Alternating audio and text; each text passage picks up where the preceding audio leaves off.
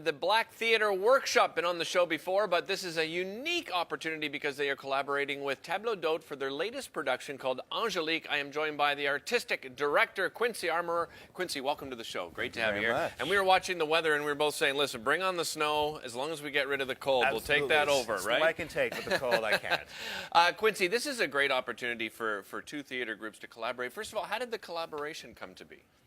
Essentially, Payette, who's directing the show, was the artistic director of Table d'Hôte up until a year ago.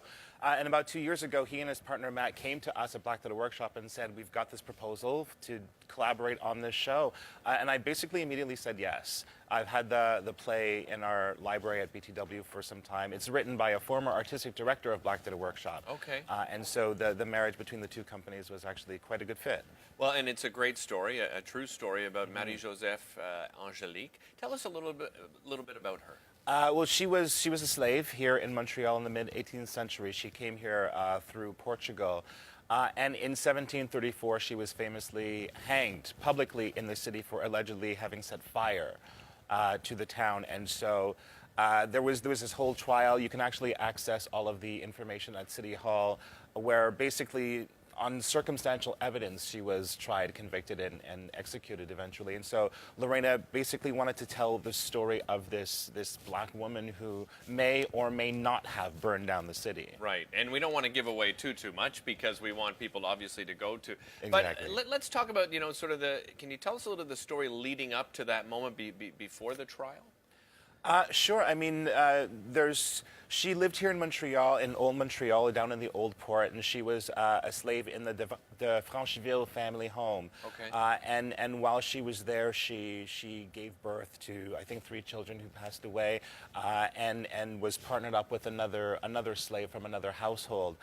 And basically through the oppression that she experienced as a black slave here in Montreal, she wanted to get away. I think that there's a little bit of a misconception sometimes about slavery in Canada. It's often viewed as a very American thing, and this is where people came for freedom, and that wasn't always the case. And so I think the story of Marie Joseph Angélique is a great tool for people to learn about the reality of slavery here in Canada. You mentioned that this particular play has been sitting in the archives, so to speak, at the workshop for many years. Why now? Why did you choose now as it would be a great time? Well, obviously, I think it's the timing is good in terms of it being the 375th anniversary of the city. So, we're looking for Montreal histories to tell, and we want black history to be a part of that as well. So in terms of that, the timing is great. But I also think that we're still living some of what Marie Joseph Angélique lived. We talk now in 2017 about Black Lives Matter, for example, and to me, this is not a new movement. The Marie Joseph Angélique, the civil rights movement, Harriet Tubman, that was the Black Lives Matter movement of the times. And so in a lot of ways, we're not telling an old story. We're telling a very current story. It still relates to what's happening now in the world. And I think it's a good opportunity to assess or reassess how far we think we've come compared to how far we actually have.